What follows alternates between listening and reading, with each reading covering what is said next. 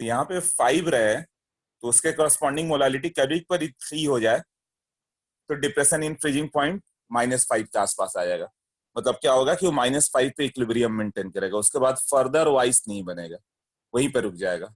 मान लो यहाँ पे यहाँ पे 50 डिग्री कर दोगे, -50 तक कूल किया गया था, 50 के करस्पॉन्डिंग भी कुछ ना कुछ तो है ही। 50 के करस्पॉन्डिंग मोलालिटी कितना होगा, करीब करीब 25। मतलब हाईली कंसंट्रेटेड सॉल्यूशन जब 25 मोलालिटी पहुंच गया तब वो रुक जाएगा, इक्विलिब्रियम पे आ जाएगा। तो हर टेम्परेचर के कॉरस्पॉन्डिंग कोई ना कोई मोलालिटी है जहां पर वो इक्विलिब्रियम पे आएगा, फर्दर आइस सेपरेट होना रुक जाएगा। यही है ना, ये 1.86 है। तो अभी मोलालिटी बोला कितना आइस सेपरेट हो गया था, 254 बाई इसका मोलर मास कितना था, सुक्रोज था तो 342। ये सुक्रोज है तो इसका मॉलिक्यूलर मास कितना होता है 342 ना। इसका मोल मालूम है हम लोग को, mass by molar mass divided by mass of solvent. अब सॉल्वेंट ही गायब होते गया ना, वही भी आइस बनते गया। तो मान लो x ग्राम आइस सेपरेट हो गया तो रेस्ट बचा हुआ, इनटू 1000 कर देते ही मोलालिटी हो गया ना। इससे आइस सेपरेटेड का वैल्यू आएगा। हाँ विपुल बताओ।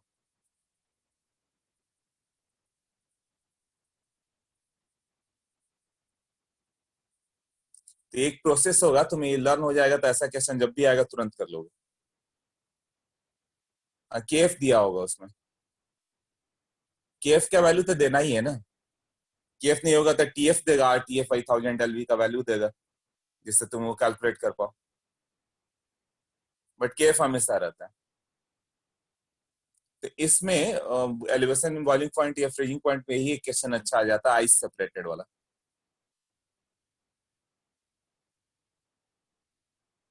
Molality small M, KF into M करने पे।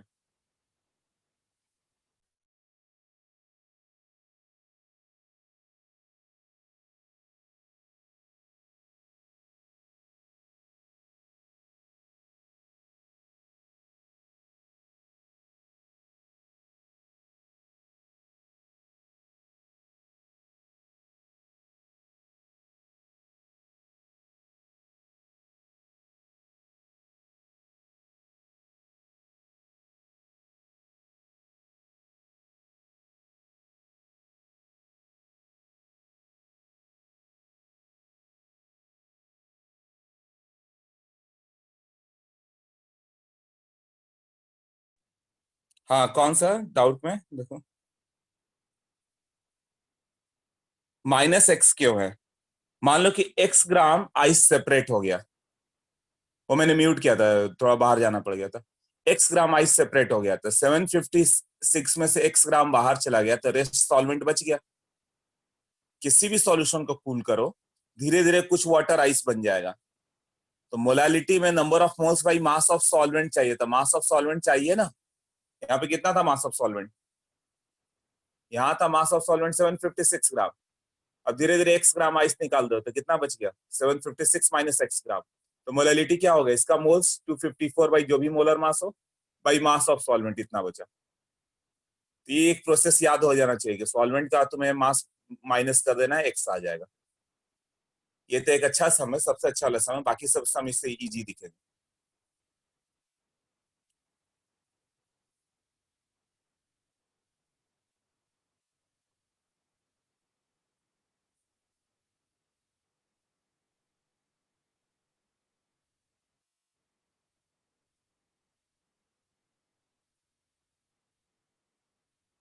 मास ऑफ आइस निकालना होता है कि कितना आइस सेपरेट होगा, उसके बाद फिर इक्विलिब्रियम पे आ जाएगा। जब आइस सेपरेट होते होते एक समय मोलालिटी बढ़ जाएगी तो फिर इक्विलिब्रियम पे हो जाएगा। फिर वहां पे वो कूलिंग मतलब आइस सेपरेट होना रुक जाएगा, मतलब आइस उसके बाद नहीं जमेगा, जितना पे आ गया इक्विलिब्रियम पे आ जाएगा। और मॉड्यूल में भी है, में ये अवस्थी में भी मिल जाएगा। ये आएगा तो एडवांस में आएगा।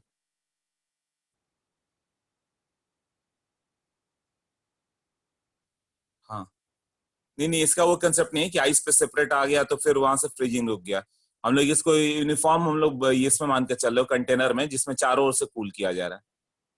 वो लेक वाला कंसेप्ट नहीं कि ऊपर से आइस कूल होता है, केवल ऊपर का एरिया ही है। तो जितना भी आइस चारों ओर से सेपरेट हो गए फ्रीज हो गया, फिर बीच में क्या हो जाएगा, कुछ सॉल्यूशन बच गया, कहीं ना कहीं वो इक्विलिब्रियम आ जाएगा।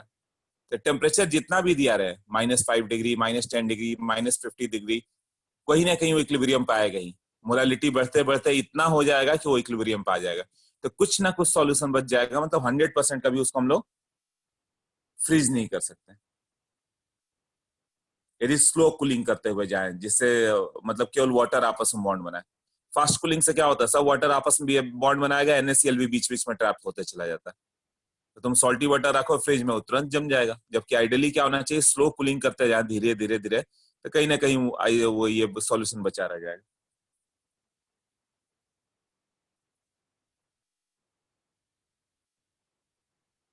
ओके, क्लियर, सबको क्लियर।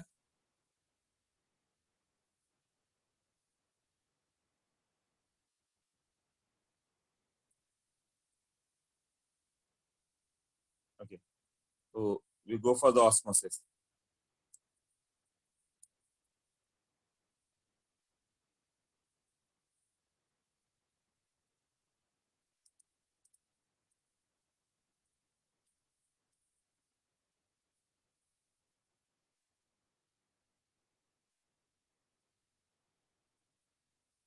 ऑस्मोसिस में क्या होता है, जैसे यहाँ सेमी परमेबल मेम्ब्रेन डाल दें, यहाँ सॉल्यूशन, यहाँ सॉल्वेंट है, ये हो गया सॉल्यूशन, ये हुआ सॉल्वेंट, और ये सेमी परमिएबल मेम्ब्रेन।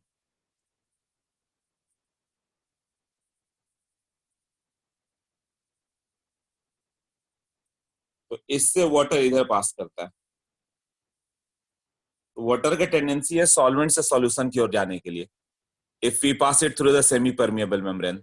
जैसे एग ले लो, एग का ऊपर का व्हाइट सेल ब्रेक कर दो, तो उसके अंदर एक सॉल्यूशन है, एक पतला सा, मतलब ये आ जाएगा तुम्हारा मेम्ब्रेन आ जाएगा, वो सेमी परमिएबल मेम्ब्रेन है एग के चारों ओर।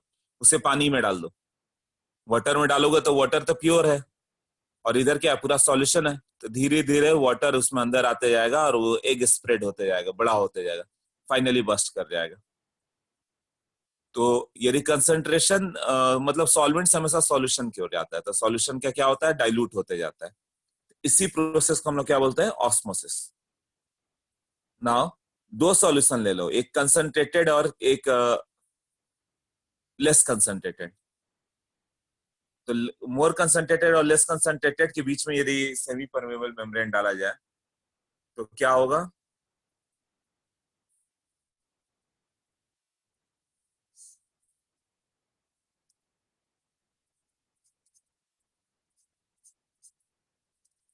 सेमी परमेबल मेम्ब्रेन, ये मोर कंसंट्रेटेड 0.1 मोलर, लेस कंसंट्रेटेड मान लो ये मोर कंसंट्रेटेड। तो वाटर किधर से किधर जाएगा, और कब तक जाएगा,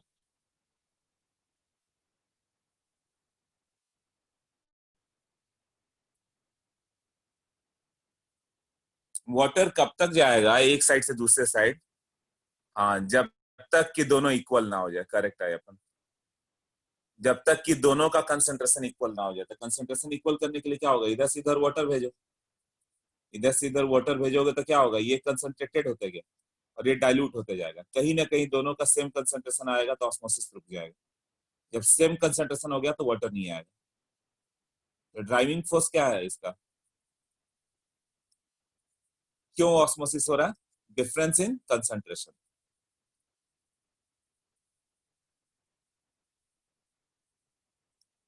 यही हुआ ना, प्लांट में जो होता है जाइलम, जाइलम और फ्लोएम होता है।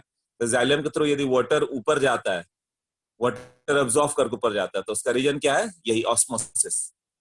सेमी परमेबल मेम्ब्रेन है, प्लांट क्या होगा, सॉल्यूशन हो गया, तो वाटर उससे क्या होता है, धीरे धीरे पूरा प्लांट में ऊपर चला जाता है खींच के। ये डिफरेंस इन कंसंट्रेशन के कारण ऑस्मोसिस होता है। अब इसमें क्या होता है, only solvent can pass, solute particle can not pass. Solute particle can not pass, वो पास नहीं करेगा। तो ऐसे क्वेश्चन देते हैं तुम्हें, इधर मान लो Fe3+ दे दिया, इधर CnS- दे दिया, ये 0.1 मोलर था, ये 0.2 मोलर है, तो ये जब ये Fe3 प्लस FeCNS का कलर ये बनेगा तो प्रेसिपिटेट बनता है ब्लड रेड कलर। तो किधर ब्लड रेड कलर बनेगा, लेफ्ट साइड के राइट साइड?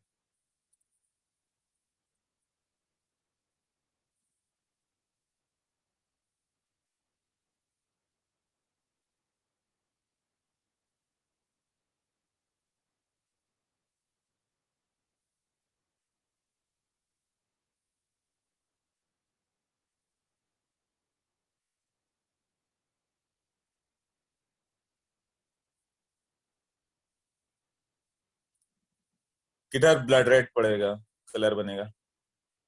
अपन का आंसर है राइट, ऋषभ का भी answer right, but that is not right.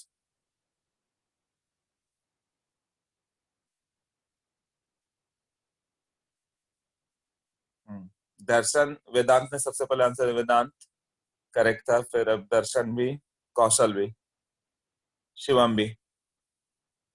Mubin right नहीं बना तो लेफ्ट बना देना है ना, कहीं ना कहीं से सरकार बना देनी है, लेफ्ट और राइट। हाँ Pranav, you are also right. Vipul, वामपंथी हो, लेफ्ट बनाना है।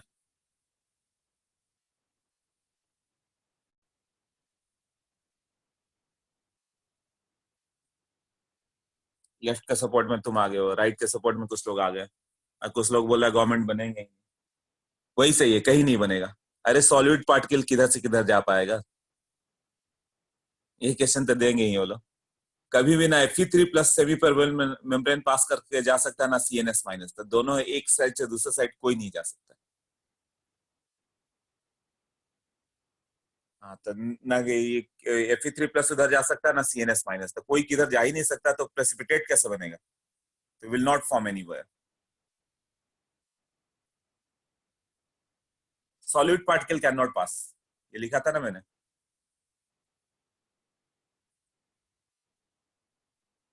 मेम्ब्रेन से केवल सॉल्वेंट पास होता है यहाँ, क्लियर ना? Only solvent can pass. तो वाटर एक साइड से दूसरे साइड चल जाएगा, वो ठीक है, बट सॉलिड पार्टिकल नहीं। No PPT। ओके।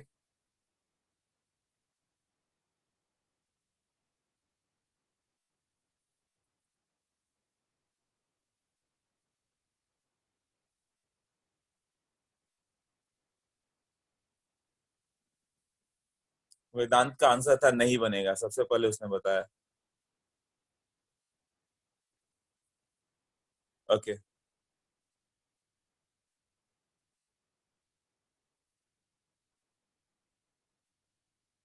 नेक्स्ट।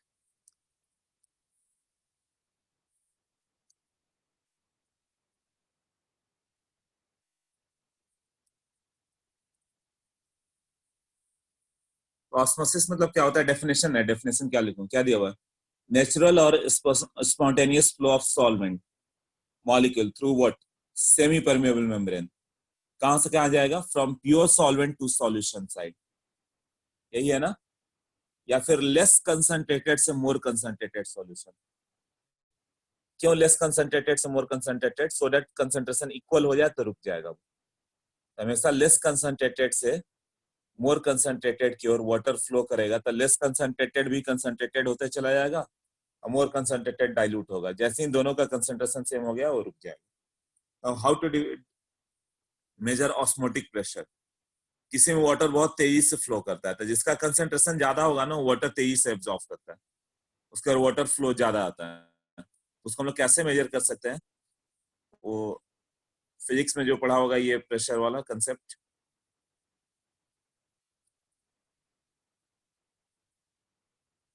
ये नहीं है,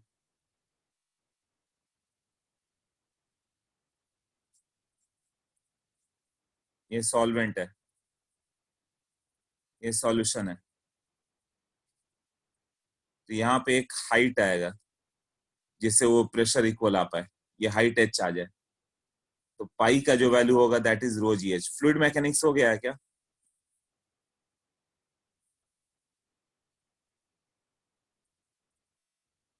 गुड, तब तो ये काम हो गया।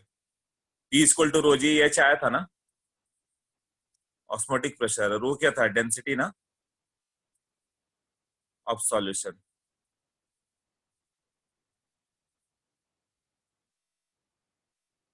हाँ, तो P equal to rho G H, यहाँ पे एक वाटर का लेवल आ जाएगा।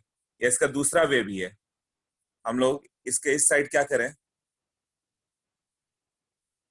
प्रेशर लगाते हैं, यहाँ पे प्रेशर लगा दो P, इतना प्रेशर लगा दो कि यहाँ पे सॉल्वेंट होते हुए भी फ्लो ना करे। मतलब यहाँ सॉल्वेंट है, यहाँ क्या है, सॉल्यूशन है, तो सॉल्वेंट इधर से इधर जा रहा है, मगर इतना हम लोग प्रेशर लगा रहे हैं ना कि ये इधर से इधर नहीं आ पा रहा है। So what is the amount of pressure applied so that no flow of solvent is there? Pressure required to stop the osmosis.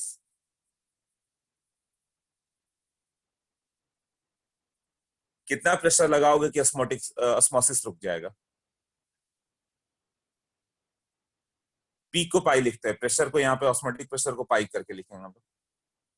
तो प्रेशर अप्लाइड के लिए ऑस्मोटिक प्रेशर को पाई से लिखते हैं हम लोग। Pressure required to stop the osmosis, कितना प्रेशर लगाओगे तो रुक जाएगा। तो मान लो 0.1 एटीएम लगाया तो ऑस्मोसिस रुक गया, वाटर इधर से इधर नहीं आ रहा, तो उसको बोलोगे ऑस्मोटिक प्रेशर। तो जिसका कंसेंट्रेशन ज्यादा होता है उसमें ज्यादा प्रेशर अप्लाई करना पड़ता है। मतलब pi was found to be proportional to what, concentration. जितना हाईली कंसेंट्रेटेड उतना ज्यादा प्रेशर अप्लाई करना पड़ा, तब ऑस्मोसिस रुक रहा है। क्लियर? तो इसको बाद में डिफाइन किया गया कि इक्वल कैसे आएगा, तो पाई इक्वल टू सीआरटी से आएगा। तो ये फॉर्मूला काफी है जिससे सॉल्व हो जाए सब। अब प्रेशर तुम पहले से भी ज्यादा लगा दो, तब क्या होगा? मान लो 0.1 एटमॉस्फियर है, प्रेशर 0.1, पहले क्या था कि सॉल्वेंट इधर सॉल्यूशन की ओर आ रहा है, सॉल्वेंट इधर सॉल्यूशन की ओर जा रहा था। अब यहाँ प्रेशर लगा दो, पिस्टन डाल के प्रेशर बढ़ाते जाओ, तो भी सॉल्वेंट प्रेशर धीरे धीरे आते रहेगा आते रहेगा। प्रेशर और बढ़ाते जाओ, एक ऐसा प्रेशर जहाँ पे सॉल्वेंट का फ्लो रुक गया, उसी को बोलोगे ऑस्मोटिक प्रेशर। वो pressure required to stop the osmosis is called osmotic pressure.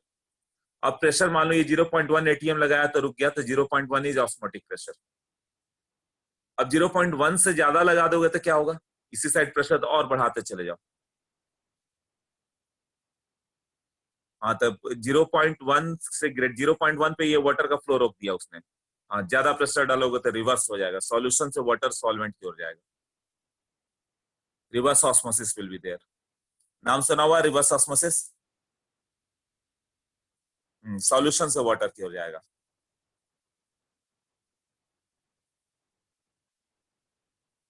Right, तो यही जो हो गया, सॉल्यूशन से जो सॉल्वेंट की ओर जाएगा, यही रिवर्स ऑस्मोसिस है, आरओ। तो इसी को हम लोग प्यूरिफायर में यूज करते हैं, RO purifier, reverse osmosis purifier.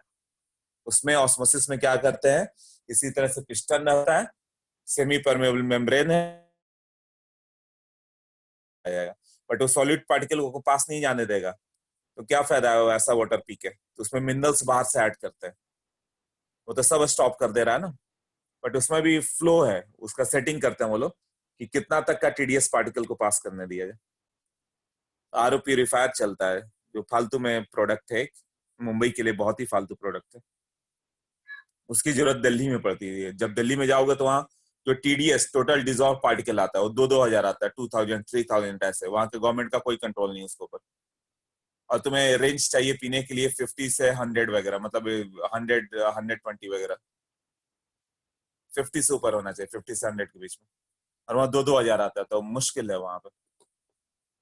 यहाँ पे जो बीएमसी का वाटर है, मुझे चेक करने वाले चेक करके दिखाया कि एग्जैक्ट 100 आता है। उसने ऐसा बीएमसी ने पानी डाला है कि गंदगी सही है, उसके लिए नॉर्मल वाटर चाहिए, वही वो बता रहा था। वाटर मैकेनिक जो आया था, मैकेनिक कि आरओ प्यूरिफायर मुंबई के लिए बिल्कुल जरूरत नहीं है। क्यों? 100 पे तो बीएमसी भेजता है, बीएमसी का पानी इसने चेक करके दिखाया, बोला कि इसी को बस प्यूरिफाई करके पीने की जरूरत है। बल्कि अल्ट्रा वाले यूवी चाहिए कि बैक्टीरिया को मार दे, और कुछ ना कुछ उसे किल करने के लिए चाहिए, कूल, बल्कि कोई भी फिल्टर चाहिए जो मिट्टी वगैरह को रोक दे। बाकी आरओ का मतलब नहीं है, जब ऑलरेडी 100 पे है ड्रिंकिंग लेवल में, तो क्या रोकने के लिए आरओ प्यूरिफायर ले रहे हैं? वो गांव के लिए जरूरत है या दिल्ली उल्ली जैसे जगहों की जरूरत है, मुंबई के लिए उसकी कोई जरूरत नहीं। तो वही होता है कि आरओ प्यूरिफायर, उसका सेटिंग कम हो गया था। मेरा सेटिंग क्या हो रहा था कि 10 पे आ रहा था, तो वही बोला कि आपके पेट में कभी कभी दर्द हो जाता होगा, इतना ज्यादा वो रोक दे रहा है, इसकी सेटिंग खराब हो गई है। तो उसको सेटिंग करके 60-70 पे ले गया, बोला कि डिजोल्व टीडीएस ही नहीं है तब तो वो फिर पानी किसी काम का ही नहीं है ना, डेड वाटर हो गया वो। तो उसने सेटिंग किया तो 60-70 पे आ गया वो, टीडीएस डिजोल्व पार्टिकल आने लगा फिर। यार तो ये रिवर्स ऑस्मोसिस प्यूरिफायर क्लियर हुआ, आ रहे हो क्या है?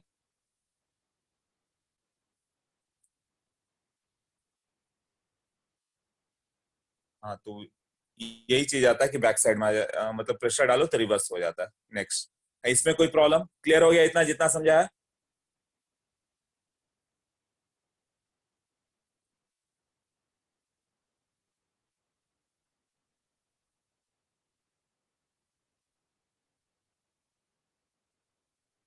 समंदर का पानी, सी वाटर, उसको भी प्योरीफाई करते हो, उसमें तो बहुत ज्यादा डिजोल्व होता है।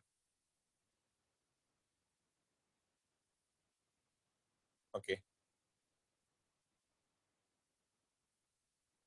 तो नीचे एक और पॉइंट दिया हुआ, रिवर्स ऑस्मोसिस, जो मैंने बताया वही है, देख लो। रिवर्स ऑस्मोसिस मतलब क्या होता है?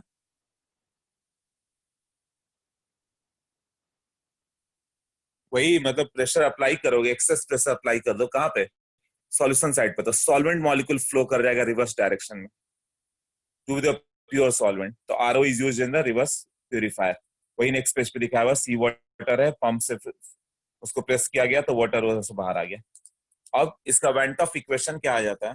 Van't of equation is pi equal to C R T. बस ये फॉर्मूला याद है तो यह हो जाएगा। जैसे delta T B equal to K B into M, delta T F equal to K F into M, K B और के एफ का वैल्यू, वहां दो दो फॉर्मूला था, यहाँ एक फॉर्मूला है। टोटल ये 5 फॉर्मूला से ये सब हो जाएंगे। तो अब पाई का वैल्यू कितना होगा? ये बिल्कुल पीवी इक्वल टू एनआरटी की तरह है। गैस लॉ याद करो, पी, इसको पी को क्या रख सकते थे? N Y B R T ना। तो पी क्या हो गया? सी आर टी, याद है? यही प्रेशर था ना, कंसंट्रेशन। बट आर का वैल्यू तुम 0.0821 रखोगे तो क्या होता है unit? Atmosphere litre per mole पर कैल्विन। मतलब प्रेशर किस में आएगा? एटमॉस्फेयर, ये एटमॉस्फेयर आ रहा है ना। Temperature kelvin. सी का यूनिट क्या हो गया? मोल। और क्या इन्वॉल्व है? लीटर, तो मोल पर लीटर। तो तुम्हें यहाँ पे बिल्कुल वही फॉर्मूला यूज करना है जो तुमने केमिस्ट्री में यूज किया है, P equal to C R T, वही है ना। बस यहाँ पी था, यहाँ पाई था, और बाकी सब वही रहेगा। आर का वैल्यू क्या रखोगे यहाँ पे?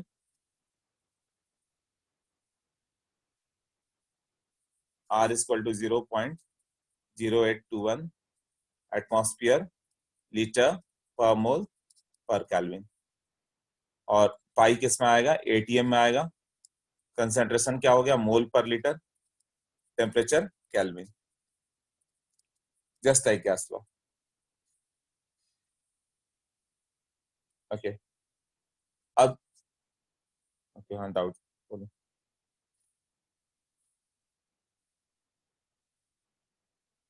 टॉर्क क्यों रखना है तुम्हें? इसको एटीएम में ले आना, मतलब जो भी है कन्वर्सन करके एटीएम में लेकर आओ यहाँ पे। आर का वैल्यू यही रखो, एसआई यूनिट में जाने का मतलब नहीं, एसआई यूनिट में और प्रॉब्लम होगा। और टॉर तो रहेगा तो 1 एटीएम इक्वल टू 760 टॉर, है ना। तो टॉर में पूछा तो मल्टीप्लाई कर देना 760 से।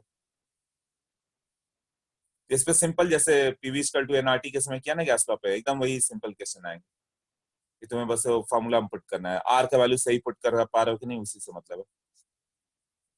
ओके, आइसोटोनिक सॉल्यूशन, दो सॉल्यूशन ऐसा हो सकता है ना जिसमें ऑस्मोसिस ना हो।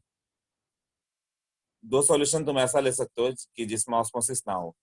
मतलब दोनों का यदि pi one equal to pi two है, मतलब क्या होगा? टेम्परेचर तो सेम ही रख रहे हैं हम लोग, सेमी में रहना है। तो ये क्या होगा? टी ही रखो, टी वन क्यों रखना? तो C one equal to C two, मतलब सेम कंसेंट्रेशन। अब मान लो कि किसी को चोट वगैरह लग जाती है तो जाते हो तो स्लाइन वाटर चढ़ता है। स्लाइन वाटर क्यों बोलते हैं वो? स्लाइन मतलब उसमें डिजॉल्व है सब पार्टिकल्स। तो उसका कंसंट्रेशन उतना ही रखा जाता है जितना ब्लड सेल का कंसंट्रेशन है। नहीं तो वो वाटर अपने बॉडी में जाएगा तो ब्लड सेल के अंदर वाटर जाएगा और ब्लड सेल्स तुम्हारा क्या हो जाएंगे? लार्ज होके बस्ट कर जाएंगे। तो आदमी बचता नहीं है। मतलब उसका जगह तुम स्लाइन वाटर सोचो, क्यों स्लाइन वाटर? डिस्टिल वाटर चढ़ा दे, मिनरल वाटर चढ़ा दे, वो नहीं बचेगा। स्लाइन वाटर वो वाटर है जिसका कंपोजिशन एग्जैक्टली ब्लड सेल के बराबर रखा हुआ है। तो ब्लड सेल का भी उतना ही कंसेंट्रेशन, वाटर का भी उतना ही कंसेंट्रेशन, जब वो जाएगा तो ब्लड सेल बस्ट नहीं होंगे। क्लियर? तो वहां पर सॉल्यूशन क्या होगा? आइसोटोनिक, दोनों का कंसेंट्रेशन सेम है। क्लियर हो गया? दो और डेफिनेशन है। हाइपरटोनिक, हाइपर मतलब क्या होता है? ज्यादा ना ऑस्मोटिक प्रेशर, मतलब पाई वन ग्रेटर देन पाई 2, मतलब C1 ग्रेटर देन C2 होगा, पाई इक्वल टू CRT ना। और कोई बोलोगे अरे ये हाइपर सॉल्यूशन है, मतलब छोटा है, उससे कम है, उसका ऑस्मोटिक प्रेशर क्या होगा? लेस होगा then the with respect to other, मतलब उसका कंसेंट्रेशन भी लेस होगा। तो हाइपरटोनिक है और एक हाइपोटोनिक है, मतलब एक मोर कंसंट्रेटेड, एक लेस कंसंट्रेटेड। तो वाटर का फ्लो किधर से किधर होगा? हाइपर टू हाइपो की hypo to hyper?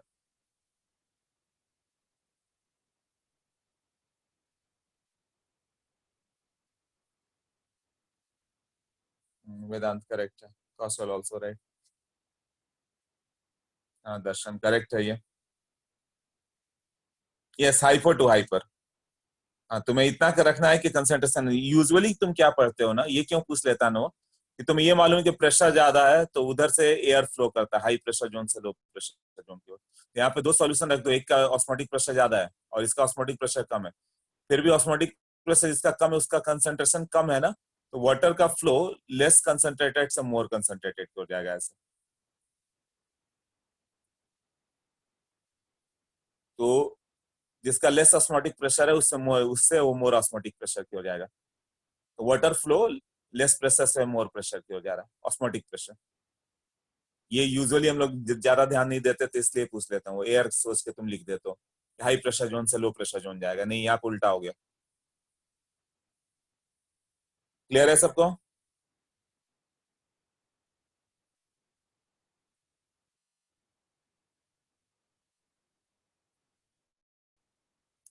Okay, last part इसका colligative property. Normal colligative property था, ये चार आ गया हम लोग का। कॉलिगेटिव प्रॉपर्टी की बात करें, normal colligative property, no association no dissociation, मतलब सॉल्यूट हो गया, ना इधर एसोसिएट हो रहा है ना ही डिसोसिएट होगा, मतलब NaCl टाइप, मतलब वो तो ब्रेक हो जाएगा ना।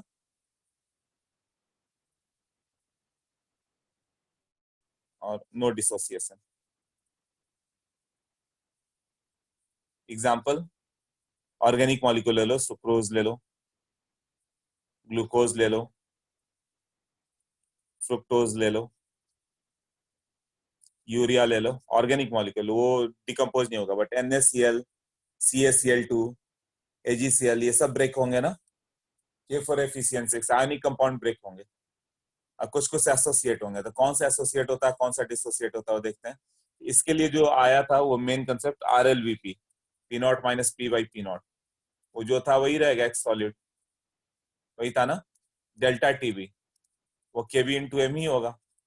डेल्टा TF KF/M, और लास्ट वाला पाई इक्वल टू CRT, यही चार हम लोगों ने पढ़ा ना कॉलिगेटिव प्रॉपर्टी। अब क्या होता है कि मान लो कि 1 मोलर तुम ग्लूकोज ले लो और केवी का वैल्यू कितना है, मान लो 2 है।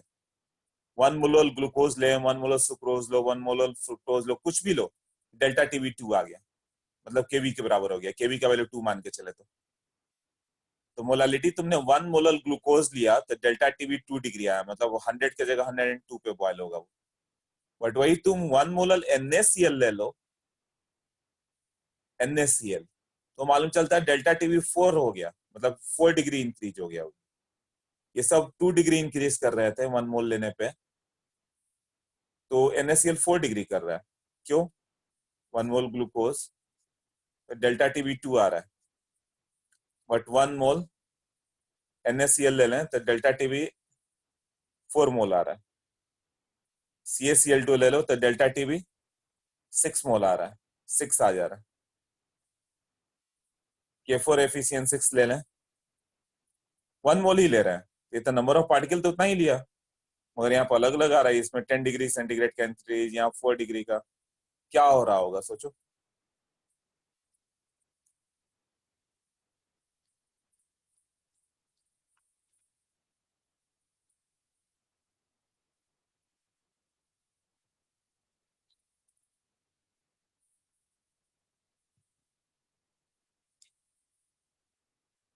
क्यों NaCl में elevation in boiling point double हो गया, जितना आना चाहिए उसका डबल।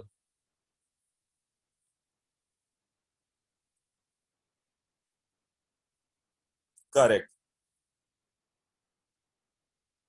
दर्शन ने करेक्ट बताया था।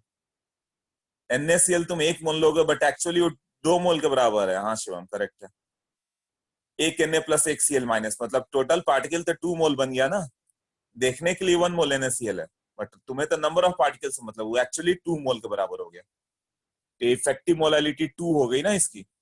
उसी तरह CaCl2 ले लो तो इसकी इफेक्टिव मोलालिटी 1 मोल 3 मोल में ब्रेक हो गया।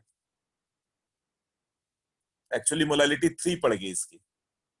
K4 एफिशिएंट 6 कितने पार्ट में ब्रेक होगा? 4 पोटेशियम है और एक एफिशिएंट 6 है। टोटल 5, एक मोल 5 मोल में ब्रेक हो रहा है ना यहाँ पे। 4 K प्लस बन जाएगा। हाँ तो नंबर ऑफ पार्टिकल से मतलब है तुम्हें कितना पार्टिकल बन गया। तो K4 बन गया 4, यहाँ पे पोटेशियम 4 बन जाएगा ना, और एक बड़ा सा पार्टिकल बन जाएगा एफिशिएंट 6। तो टोटल कितने पार्टिकल में ब्रेक हो गया? 1 मोल कितने मोल में ब्रेक हो गया? 4 पोटेशियम और एक बड़ा वाला 5। यहाँ एक कैल्शियम और 2 क्लोरीन, एक Na और एक Cl ऐसे।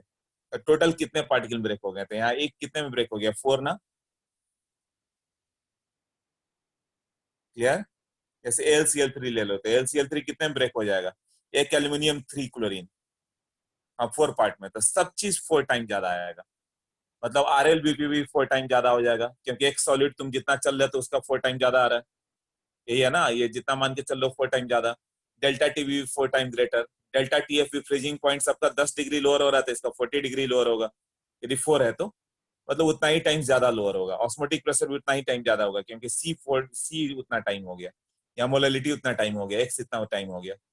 इससे हम लोग का क्या मालूम चल जाता है कि यदि हम लोग ये सब ले लेंगे तो, इसको आगे प्रॉपर वे में दिखाया हुआ, तो इससे हम लोग का एबनॉर्मल कॉलिगेटिव प्रॉपर्टी आ जाता है। एबनॉर्मल केवल इंक्रीज वाला नहीं आएगा, दोनों आएगा, डिक्रीज इंक्रीज। ये जो मैंने देखा है केवल डिसोसिएशन था, तो उसको सही से लिखते हैं एबनॉर्मल कॉलिगेटिव प्रॉपर्टी। मतलब सबका मोल मोल डालने पे एक ही प्रॉपर्टी आ रहा है, डेल्टा टी भी 2 डिग्री से इंक्रीज हो रहा है, बट कुछ कुछ का 3 डिग्री 4 डिग्री 5 डिग्री कुछ भी हो रहा है, तो वो एबनॉर्मल ही हो गया ना। क्यों एबनॉर्मल हो रहा है? वही एसोसिएशन या डिसोसिएशन। तो कैसे करेंगे, इसका 2 पार्ट लेंगे। ये कब होता है? एबनॉर्मल कब आएगा? जब डिसोसिएशन और एसोसिएशन हो जाए तो हम लोग बोलेंगे एबनॉर्मल है। तो अब वेंटॉफ ने इसका एक फैक्टर दिया कि कितना एबनॉर्मल। वेंटॉफ फैक्टर, तो वेंटॉफ फैक्टर में क्या था? वेंटॉफ फैक्टर को आई बोलते हैं। मान लो डेल्टा टीवी सबका 2 डिग्री आ रहा था। 1 मोल ग्लूकोज, 1 मोल सुक्रोज, 1 मोल फ्रुक्टोज, है ना, और NaCl का 4 आ गया। तो तुम बोलोगे अच्छा एब नॉर्मल आया तो कितना टाइम एब नॉर्मल आ गया? तो तुम बोलोगे 2 आना चाहिए तो 4 आ गया, मतलब 2 टाइम ना। तो वेंटॉफ फैक्टर 2 हो गया। उसी तरह किसी किसी के लिए बॉइलिंग पॉइंट 6 पे आ गया, होना चाहिए था 2 और आ गया 6। तो तुम बोलोगे वेंटॉफ फैक्टर कितना हो गया? 6 आ रहा, आना चाहिए था 2, मतलब 3 टाइम्स ज्यादा है। तो एक फैक्टर बताना पड़ेगा ना, आई का वैल्यू क्या हो गया? ऑब्जॉर्व कॉलिगेटिव प्रॉपर्टी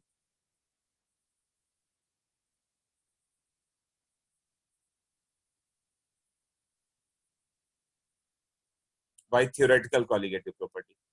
थियोरेटिकली कितना आना चाहिए था कॉलिगेटिव प्रॉपर्टी CP? मतलब ये 2 डिग्री आना चाहिए था थियोरेटिकली, और आ गया है 9 डिग्री। तो वेंटॉफ फैक्टर 9/2। तो ऑस्मोटिक प्रेशर आना चाहिए था कुछ मान लो 3 ATM, और आ गया 5 ATM, तो 5/3। क्लियर ना? थियोरेटिकली 3 आना चाहिए था और आ रहा है 5। तो वेंटॉफ फैक्टर 5/3। ये पॉइंट क्लियर हुआ जो मैंने बताया क्या है?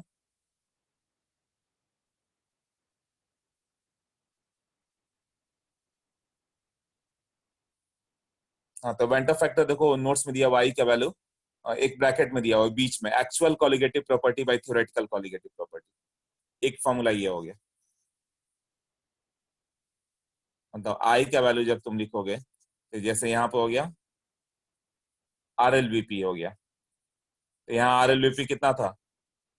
एक सॉल्यूट आया था ना, एक्चुअली RLBP कितना हो जाएगा,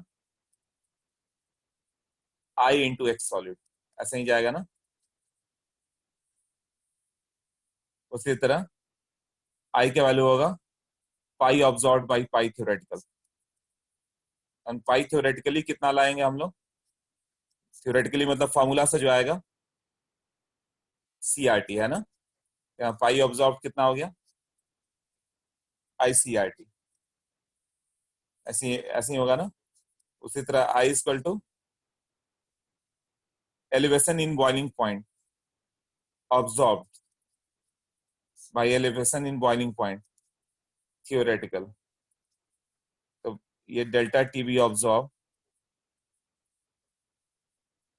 बाई डेल्टा TB थियोरेटिकल, ये कितना था KB इंटू एम ना, तो डेल्टा TB जब ऑब्जॉर्व करोगे तो ये I into KB into M. Similarly delta TF observed करोगे मतलब कितना ऑब्जॉर्व होगा I into KF into M. अब फॉर्मूला क्या हो गया, हम लोग का चार अलग अलग चला गया, ये सब फॉर्मूले आ गए, सब में एक क्वांटम फैक्टर आई आ गया। इसको थोड़ा और रिफाइन करना होगा, इस पॉइंट को देखते हैं आगे क्या होगा। ये ICRT, इसमें आई इंटू सी, यहाँ आई इंटू एम आ गया, ये भी आई इंटू एम हो गया। तो वेंटर फैक्टर कैलकुलेट कैसे करें, पहले इतना क्लियर हो गया वेंटर फैक्टर क्या है, ये क्लियर है।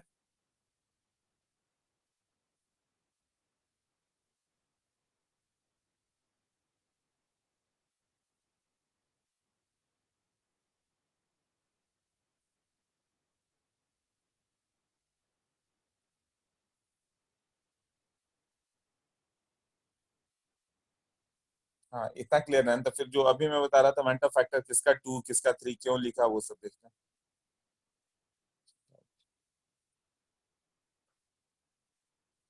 नंबर ऑफ पार्टिकल भी काउंट करके बता सकते हैं क्या, हाँ वो उससे भी कर सकते हो, तो वही तो हुआ ना कि क्यों ऐसा एब नॉर्मल आ गया, क्योंकि नंबर ऑफ पार्टिकल जो हम लोग सोच रहे थे वैसा नहीं रह गया। तो आई एक्चुअली क्या हो गया यहाँ पे, नंबर ऑफ पार्टिकल्स ऑब्जॉर्व जो एक्चुअली आ रहा है by number of particles theoretical,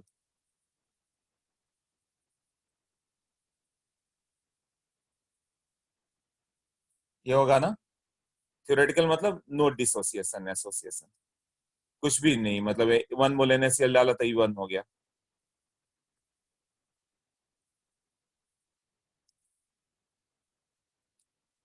आई का वैल्यू जो होगा ऑब्जॉर्ब मतलब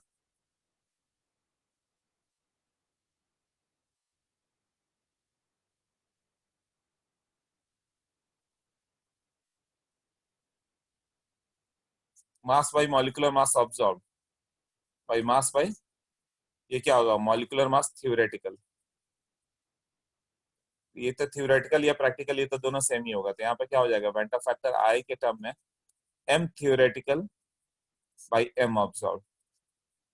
तो मास के टर्म पूछे तो वेंटर फैक्टर उल्टा हो जाएगा, थ्योरेटिकल बाई ऑब्जॉर्ब, और CP के टर्म में क्या होगा ऑब्जॉर्ब बाई थ्योरेटिकल, और एक आ गया था आई इक्वल टू CP के टर्म में क्या आ गया था ऑब्जॉर्ब जो प्रीवियस पेज पे एक्सप्लेन किया पूरा by CP theoretical, colligative property absorb by colligative property theoretical. तो ये तीन फॉर्मूला से सारे क्वेश्चन होंगे हम लोग। वेंटर फैक्टर दूसरा वाला का जरूरत नहीं पड़ेगा, M theoretical by M absorb कहीं कोई ऑब्जेक्टिव आता है मगर फर्स्ट और थर्ड से सब होने वाला है, colligative property absorb by colligative property theoretical, और वहां पे हो गया number of particles absorb by number of particles theoretical, तो डायरेक्ट देख के ही बता सकता हूँ। अब MT क्या हो गया थ्योरेटिकल मॉलिक्यूलर मास और ये ऑब्जॉर्ब मॉलिक्यूलर मास। अब नॉर्मल कॉलिगेटिव प्रॉपर्टी देखो वहां पे दिया हुआ है, कैसे लिखना था P not minus P by P not, जो ने बताया कितना हो जाएगा I इंटू एन सॉल्यूट, यही मैंने बोला कि थोड़ा इसको रिफाइन करना पड़ेगा भाई, यहाँ N solute plus N solvent नहीं लिख सकते हम लोग, क्यों,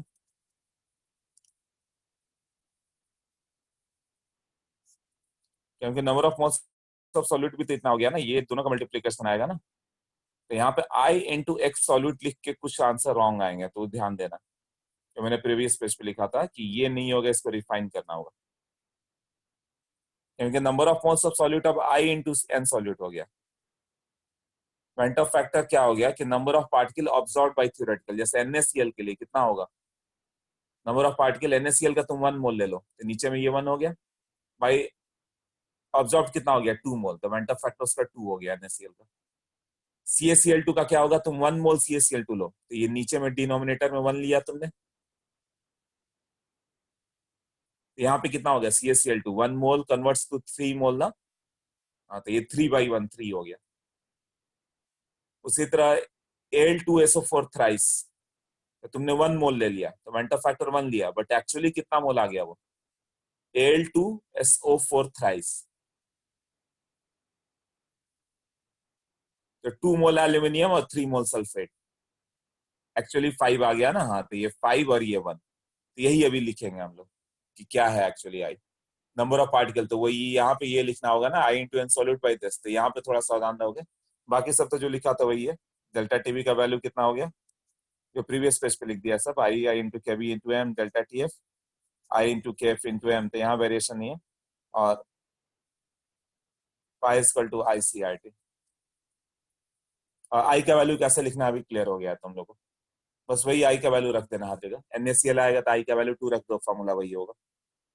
delta TF = I × KF × M, आई का वैल्यू बस कैलकुलेट करना आना चाहिए। 1 मोल लोगे, कुछ ना कुछ तो पार्टिकल होगा ना।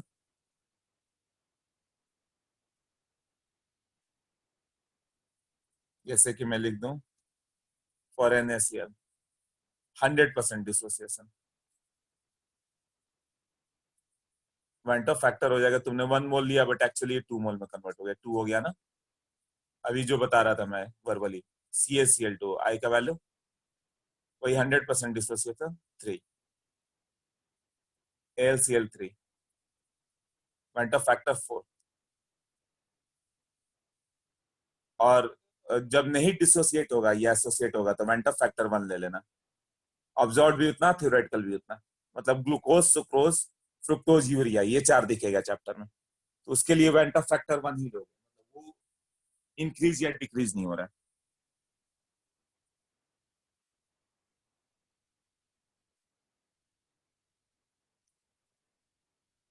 समझते जाओ, उसके बाद सब डाउट। फॉर K4 एफिशिएंसी, बीच में ब्रेक नहीं करना है, समझते जाओ। तो ये कितना हो जाएगा, ये इसका 1 मोल और इसका 4 मोल, टोटल वेंट ऑफ फैक्टर कितना हो गया 5 ना। यहाँ वेंट ऑफ फैक्टर 5 हो, तो बस हम लोग को π = ICRT रखना है। आई का वैल्यू ऐसे कैलकुलेट करना है, ये मान के चलो, एज्यूमिंग व्हाट 100% डिसोसिएशन।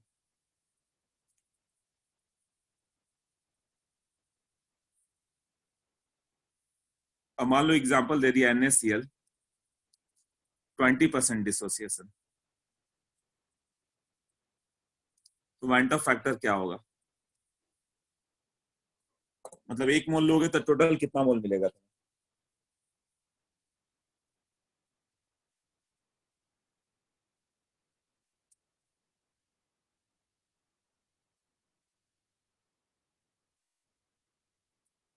ज्यादा होगा, 1 मोल से ज्यादा आएगा। 1.2 शिवम, यस करेक्ट है, लोकेश ऑल्सो 1.2। फाइनल मोल तो 1 से ज्यादा ही आएगा ना। कौशल करेक्ट, सबका मतलब करेक्ट आ रहा है। तो बुक में कुछ फॉर्मूला दिया हुआ है, मैं चाहता हूं बिना फॉर्मूला के डायरेक्ट ऐसे कर लिया करो। तो यदि वेंट ऑफ फैक्टर की बात करें तो 0.8 मोल तो डिसोसिएट हो गया, तो 1 मोल हम लोगों ने लिया, 0.8 मोल अनडिसोसिएटेड, प्लस जो 0.2 मोल डिसोसिएट हुआ, एक्चुअली वो 0.4 मोल बन गया ना। 1 मोल का 2 मोल बन जाता है, Na प्लस अलग Cl माइनस अलग, तो 0.2 मोल का 0.4 मोल बन गया ना, तो ये 1.2 पे आ जाएगा। उसी तरह AlCl3, और डिग्री ऑफ डिसोसिएशन अल्फा का दे दिया कि 0.3 है, तो went Hoff factor will be what.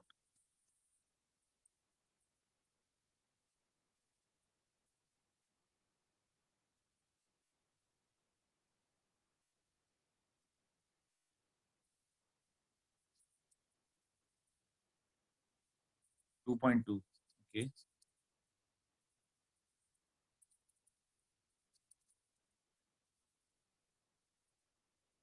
1.9, अलग अलग आंसर आ रहा है, ओके।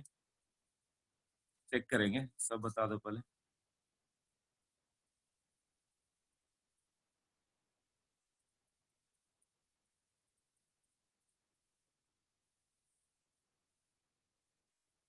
वन पॉइंट नाइन, अच्छा 1.9 में ज्यादा लोग आ गए।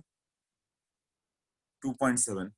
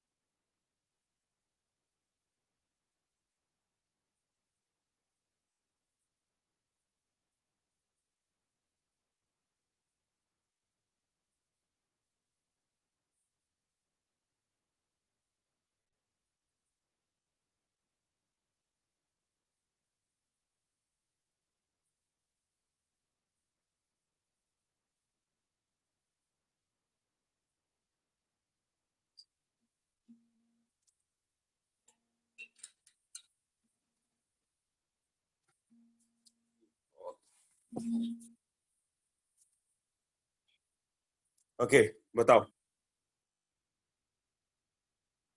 1 + n - 1 अल्फा। 1.9, 1.8, 1.9 मैक्सिमम लोगों का, right. So let us see, let me check. Al2SO4 thrice लोग, AlCl3 थे, 1 मोल ब्रेक होगा तब 4 मोल में जाता। यदि दे देता कि 100% डिसोसिएट हो रहा है तो वेंटा फैक्टर 4 हो जाता, 1 का 4 हो जाता है ना, तो 4/1। मत अभी 0.7 बचा हुआ है, और 0.3 जो ब्रेक होगा वो कितने में कन्वर्ट हो गया, 1 मोल का 4 मोल, तो 0.3 मोल एक्चुअली 4 टाइम्स ज्यादा, मतलब 1.2 मोल में कन्वर्ट हो गया। तो 1.2 मोल न्यू मोल जो फॉर्म हो गया, और 0.7 पहले से, हाँ 1.9 हो गया। तो ये तो यहाँ पर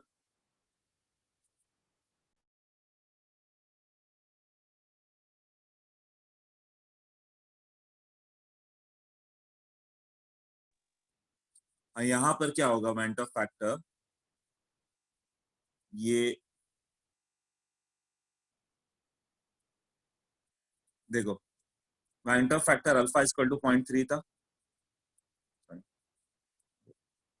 0.3 था, तो वेंटा फैक्टर होगा 0.7 मोल जो अनडिसोसिएटेड है, प्लस जो 0.3 मोल डिसोसिएट होगा, वो कितने पार्ट में ब्रेक होगा, 4 टाइम्स ज्यादा ना, विथ रेस्पेक्ट टू इनिशियल 1। तो 0.7 जो बचा हुआ है, ऑब्जॉर्व नंबर ऑफ मॉलिक्यूल्स चाहिए था, ऑब्जॉर्व नंबर ऑफ पार्टिकल, और 0.3 ब्रेक हो गया। 0.3 कितना ब्रेक होगा, 1 मोल का 4 मोल, यही है ना, 1 मोल का 4 मोल बनने वाला, तो 0.3 मोल का 1.2 बन गया, तो 0.7 + 1.2/1। अब ये दोनों क्वेश्चन जो मैंने किया, इसको और इसको सिंपली एक फॉर्मूला डिराइव कर दिया, इसमें रख दो, आ जाएगा। एन मोल था, बाद में एन आ गया, तो टी इक्वल टू 0 पे क्या होगा, ये 1 तो ये 0, ये इनिशियली 1 मोल ले लो तो ये 0 मोल है, फिर ये अल्फा मोल ब्रेक हुआ तो ये एन अल्फा आएगा। तो वेंटा फैक्टर कितना हो गया, 1 - अल्फा इसका मोल, प्लस व्हाट, एन अल्फा, ये दोनों को ऐड कर दो, तो वेंटा फैक्टर 1 + n - 1 में ऑब्जॉर्व नंबर ऑफ मोल इतना, बाई थ्योरेटिकली 1 था, थ्योरेटिकली तो 1 ही मोल लिया ना यहाँ पे, तो ऑब्जॉर्व मोल इतना, थ्योरेटिकल 1, वेंटा फैक्टर इतना आ गया। इस फॉर्मूला को तुम यहाँ पे पुट करो तो आंसर आ रहा है, ये van't factor equal to 1 + n का वैल्यू कितना होगा, 1 मोल कितने मोल ब्रेक हो रहा है, 2 मोल, 2 - 1 इंटू अल्फा का वैल्यू कितना हो गया, 0.2, आ गया 1.2। इसको यहाँ पे पुट करो, वेंटा फैक्टर कितना होगा, 1 + n का वैल्यू, इस क्वेश्चन में 1 मोल कितने मोल ब्रेक हुआ, 4 मोल ना, एक एल्यूमिनियम और 3 क्लोरीन, n - 1, 4 - 1 इंटू अल्फा कितना है, 0.3, तो कितना हो गया, 3 × 0.3, 1.9। मतलब क्वेश्चन तुम चाहो तो माइंड में सॉल्व कर लो मोल कंसेप्ट का यूज करके, या फिर ये फॉर्मूला याद करो उसमें पुट कर दो, आ जाए जैसे तुम्हें समझ में आए।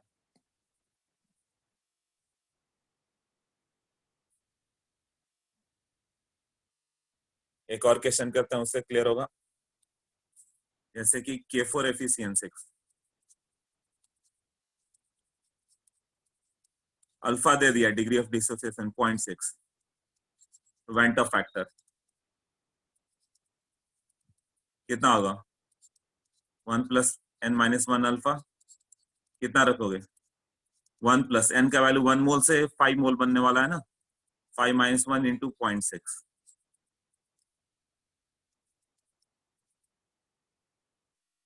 3.4। या डायरेक्ट भी सोच सकते थे, 1 मोल का 5 मोल, तो 0.6 का 5 गुना ज्यादा, मतलब 3 मोल, और 0.4 अनडिसोसिएटेड 3.4,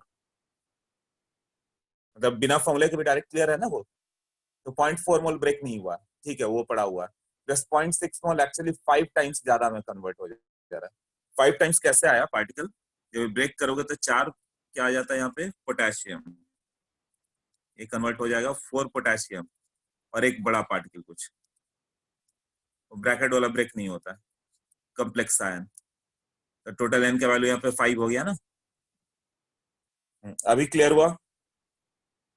यस और नो?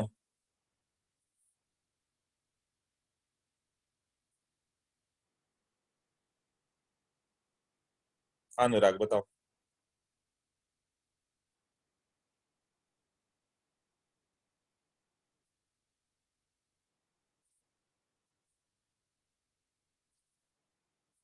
डिनोमिनेटर नहीं, थ्योरेटिकली तुम एक ही मोल दो, थ्योरेटिकली 1 मोल लेना है, तो ये एक फॉर्मूला हो गया ये डायरेक्ट। जैसे तुमने बोला कि अल्फा का वैल्यू जैसे NaCl हो गया, और अल्फा 0.8 है, actually actually went Hoff factor क्या है, तुमने इसका 1 मोल ले लिया थ्योरेटिकली, तो प्रैक्टिकली ये कितना बच गया? 0.2 जो अनडिसोसिएटेड हो गया, प्लस जो 0.8 डिसोसिएटेड हो गया, एक्चुअली वो 2 टाइम्स ज्यादा में चला गया ऐसे। और आई का वैल्यू क्या रखना था? 1 + n - 1 अल्फा, इससे भी आ जाता। तो ये हो जाएगा 1 + 2 - 1 इंटू अल्फा का वैल्यू 0.8, ऐसे भी आएगा ना। हाँ, डिनोमिनेटर में हमेशा 1 है, मतलब थ्योरेटिकली कितना मोल लिया था, थ्योरेटिकली हमेशा 1 मोल, और प्रैक्टिकली वो 1 मोल कितने में कन्वर्ट हो वो देखना है। नंबर ऑफ पार्टिकली एक्चुअली कितना हो गया और थ्योरेटिकली कितना लिया था, थ्योरेटिकल हमेशा 1 लिया करो, वो इजी है। 30 = 0 पे इसीलिए मैंने 1 लिया था, और दूसरे का 0 किया था। ये क्लियर अब किसी का भी हो जाएगा ना?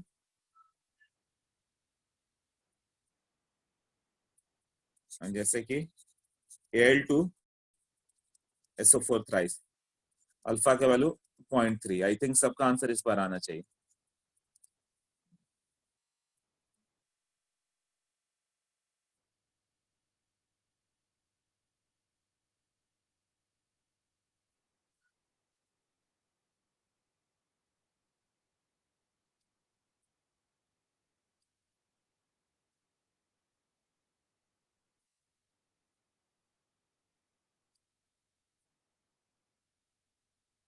सबका आंसर 2.2 दिख रहा है, किसी एक का भी आंसर आया था 4.2 भी आया था। एक्चुअली सबका 2.2 है, तो 2.2 ही होगा इसका मतलब। 1 + n - 1 अल्फा, ये हो सकता है सब रॉन्ग हो। चेक करता हूँ, देखो।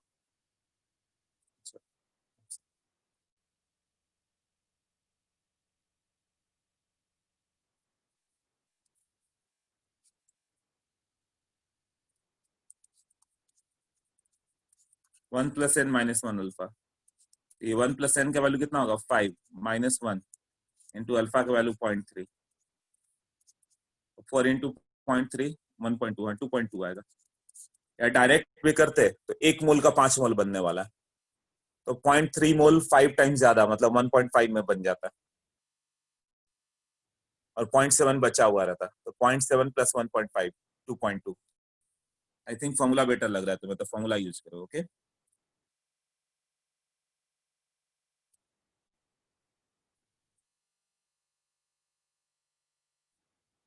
नेक्स्ट में करें।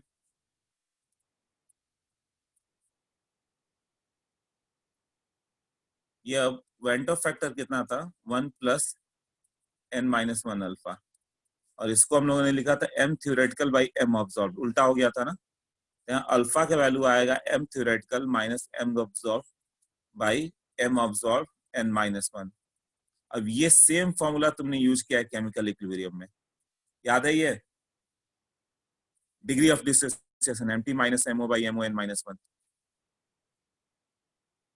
हाँ, इस पे क्वेश्चंस बहुत सारे थे भी अपने पास, ये वही यहाँ पर भी आएगा। जैसे एग्जांपल NaCl, अल्फा का value 0.4, so what will be the m observe. m theoretical तो तुम्हें मालूम है, थ्योरेटिकली कितना लोगे 58.5, यही होगा ना। तो अल्फा का वैल्यू कितना हो जाएगा 0.4 इक्वल टू m थ्योरेटिकली 58.5 ले रहे हो, m ऑब्जॉर्व बताना ही है, और ये 2-1, इससे m ऑब्जॉर्व मालूम चल जा रहा है ना। सेम फॉर्मूला यहाँ पर आएगा, बट यूज कम है, ज्यादा यूज उधर ही था केमिकल इक्विलिब्रियम में। इधर को एक दो क्वेश्चन पूछा तो पूछा।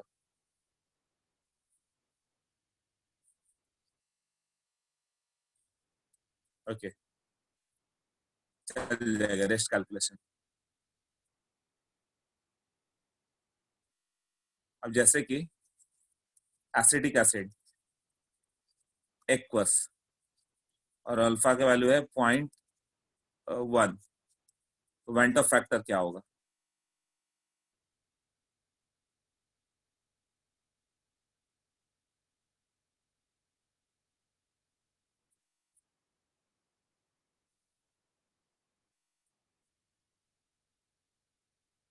सबका आंसर फिर इधर उधर हो रहा है, कौन सा लिख रहे हो। केवल वेदांत का सही था, अभी कौशल का सही आया।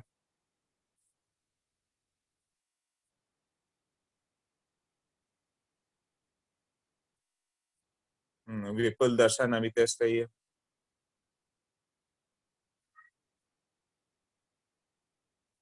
ये एसिटेज 1.1, वो दो पार्ट में ब्रेक होगा ना, एसिटिक एसिटेट आयन और H प्लस, यही है ना। यहाँ पे क्या होगा, एसिटेट आयन और H प्लस, तो n का वैल्यू 2 है ना, ये 1 प्लस n-1 अल्फा, 2-1 इंटू 0.1, ये 1.1 होगा।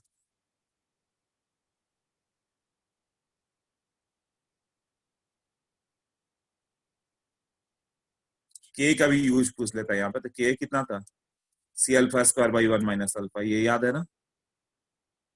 तो तुम्हें इसका क्या दे देगा, वेंटो फैक्टर दे देगा। वेंटा फैक्टर दे देगा तो तुम अल्फा निकाल सकते हो, या तो अल्फा से आई निकाला ना। वेंटा फैक्टर दे दे 1.1, तो अल्फा 0.1 लाओगे, फिर के पूछ लेगा, तो C alpha square by 1 - alpha, कोई ज्यादा वेरिएशन नहीं देगा, सिर्फ इस फॉर्मूला का यूज। वेंटा फैक्टर दिया तो अल्फा निकालो, अल्फा को फिर पुट करके के निकाल लो। क्लियर। ओके, नेक्स्ट एक टेबल दिया हुआ जो मैंने अभी बताया, इलेक्ट्रोलाइट है KCl HCl NaOH, तो n का वैल्यू क्या होगा 2, वेंटा फैक्टर कितना हो गया देखो,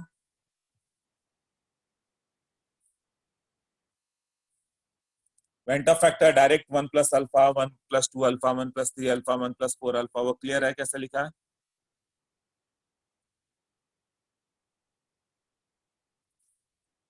जैसे कि AlCl3, इसका वेंटा फैक्टर कितना होगा 1 + 3 अल्फा, यही होगा ना।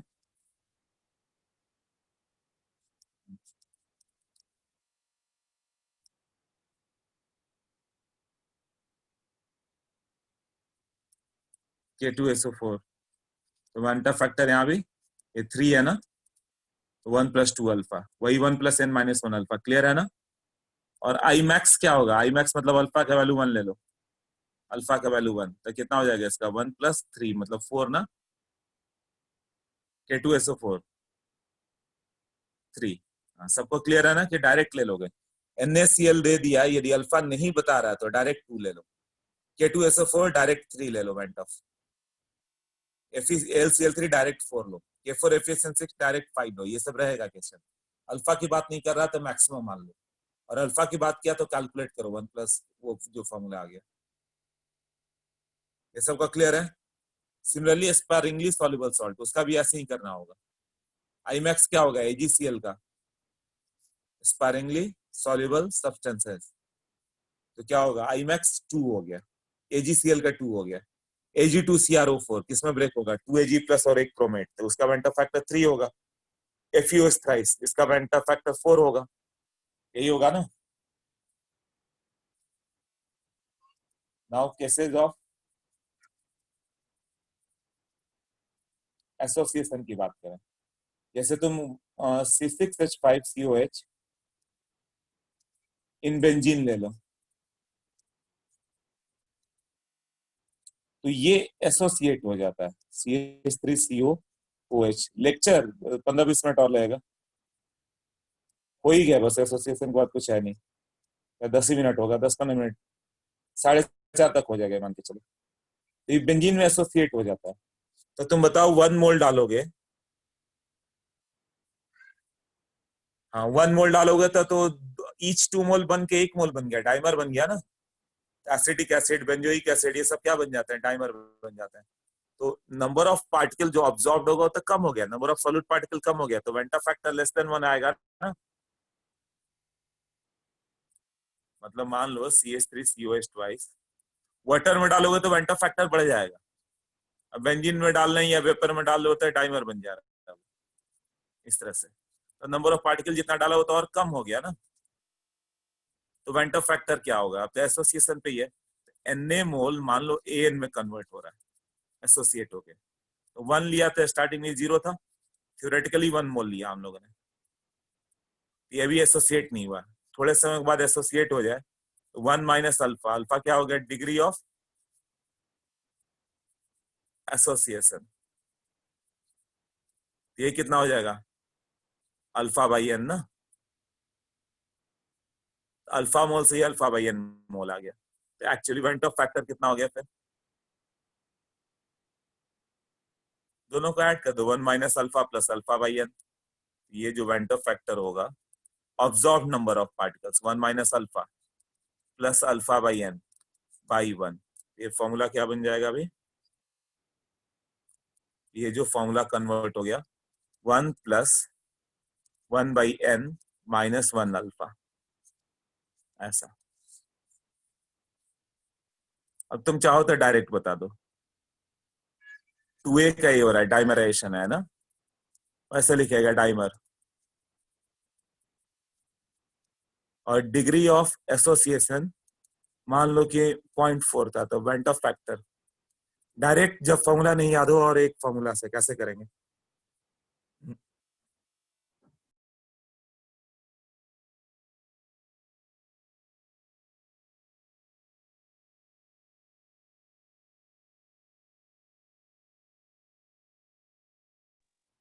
ओके, तो मान लो 0.4 मोल कितने मोल में कन्वर्ट होगा, 40% कन्वर्ट हो गया, करेक्ट 0.8 आएगा। 40% कन्वर्ट हो गया तो कितने में जाएगा, 2 मोल का 1 मोल, तो डाइमर हो गया, तो 0.4 से 0.2 पे आ गया, 0.2 पे आ गया और 0.6 बचा हुआ है, तो 0.6 प्लस 0.2 0.8 हो गया ना। तो फॉर्मूला में यदि कुछ उल्टा पुल्टा है तो भी तुम डायरेक्ट बता सकते हो, नहीं तो फॉर्मूला में पुट कर दो, वेंट ऑफ फैक्टर का वैल्यू कितना होगा, 1 प्लस डाइमराइजेशन लिया इनटू अल्फा का वैल्यू 0.4, ये आ जा रहा है 0.8। जैसे ट्राइमराइजेशन, और 90% ट्राइमराइजेशन मानो, तो वेंट ऑफ फैक्टर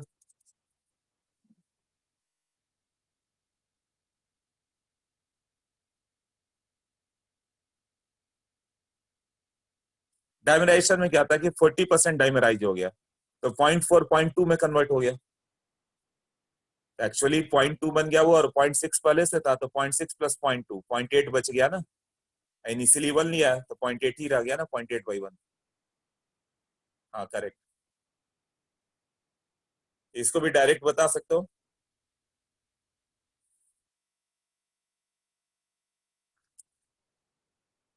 ओके, 3 मोल का 1 मोल बनने वाला है, हाँ 0.4, करेक्ट, कई लोगों ने आंसर दिया 0.4, कुछ लोगों का रॉन्ग आया बट मोस्टली 0.4 दिया तुमने। ट्राइमराइजेशन मतलब 3 मोल का 1 मोल, तो 0.9 मोल का 0.3 मोल आ जाएगा, 1/3 हो जाएगा ना, तो 0.9 मोल तो श्रिंक होकर 0.3 हो गया, और बचा कितना, 0.1, तो टोटल मोल कितना बच गया? 0.1 प्लस 0.3, 0.4 ना, तो ये वेंट ऑफ फैक्टर हो गया ना 0.4। या फिर फॉर्मूला में पुट कर दो, फॉर्मूला में क्या था? 1 plus time variation 1/3 minus 1 into 0.9, ये आ जाएगा 0.4। सबको क्लियर है? टेट्रामर बन जाए और अल्फा का वैल्यू मान लो 0.8 है, तो वेंट ऑफ फैक्टर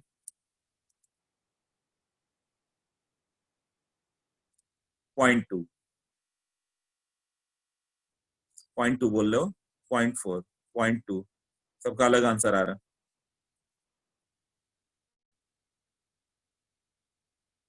0.4, 0.4, 0.4 अब आ रहा है। अच्छा, तो बाद वाले आंसर करेक्ट आते हैं में से, तो 0.4 ही होगा इसका मतलब। हाँ, टेट्रामाइसिन मतलब 4 मोल का 1 मोल, तो 0.8 मोल का कितना बन जाएगा? 0.2, और 0.2 पहले से बचा हुआ है, तो 0.2 प्लस 0.2 0.4 ना, या बुक वाला मेथड क्या हो गया? 1 प्लस 1/4 माइनस 1 इंटू 0.8, इसको सॉल्व कर लो, 0.4 आ जाएगा। तो फॉर्मूला नहीं भी है तो चल जाएगा। तो अल्फा का वैल्यू एक्चुअली हुआ क्या? M T minus MO by M T, MO आया था ना, वहाँ एन माइनस वन आया था, यहाँ 1/n-1 आएगा, सिर्फ इतना ही डिफरेंस है ना, एसोसिएशन में 1/n कर दोगे। डिसोसिएशन में n-1 था, ये 1/n हो गया अब नंबर ऑफ मोल, तो 1/n करोगे तो ये वैल्यू क्या होगा? अल्फा का, हाँ इस तरह से आ जाएगा। Okay, next. सब तो कर ही दिया, अब क्या बच गया? एक लॉ बचा हुआ है, हेनरीज लॉ। अच्छा, एक आइसोटोनिक सॉल्यूशन दिखाया हुआ है, एक क्वेश्चन दिखाया हुआ है वहां पे, देखो तो। KNO3 ये क्वेश्चन है, तो उसी में करो, कंसेप्ट नहीं है। KNO3 C1I1 दिया हुआ है, K2SO4 C2I2 दिया हुआ है, I1 का वैल्यू क्या लिखोगे? KNO3, और आइसोटोनिक है तो दोनों का पाई इक्वल होगा, पाई KNO3 equal to pi K2SO4। तो पाई का value I1C1RT I2C2RT, RT cancel, I1C1 equal to I2C2।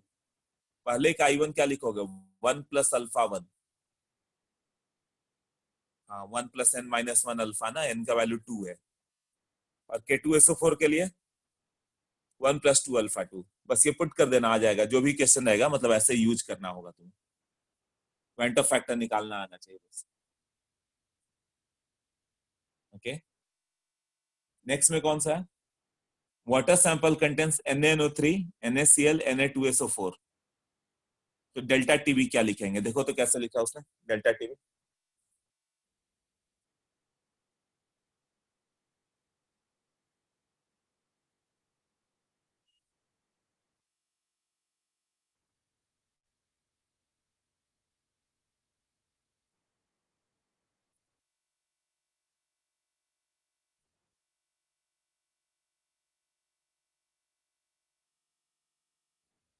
ये सब क्वेश्चन से पर्टिकुलर हो, देखो।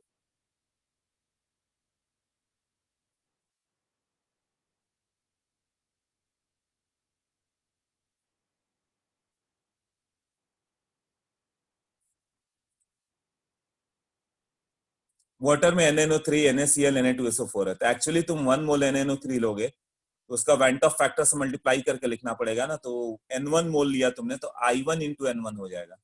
NaCl कितना हो जाएगा? I2 इंटू N2 हो जाएगा। Na2SO4 कितना होगा? I3 इंटू N3 हो जाएगा। तो डेल्टा टीवी का वैल्यू एक्चुअली क्या होता है? I into KV into m, actual number of moles by mass of solvent चाहिए, तो एक्चुअल नंबर ऑफ मोल कितना होगा? N1I1 plus N2I2 plus N3I3, ऐसे करके लिखोगे ना। ओके, हेनरीज लॉ फर्स्ट दिया है तो बोल रहे हो। बुकलेट में सबसे ज्यादा क्वेश्चन हाँ इसी पार्ट पे है, वेंट ऑफ अपन। तो इसमें डाउट आ गया क्या एसोसिएशन और डिसोसिएशन में कैसे करना है?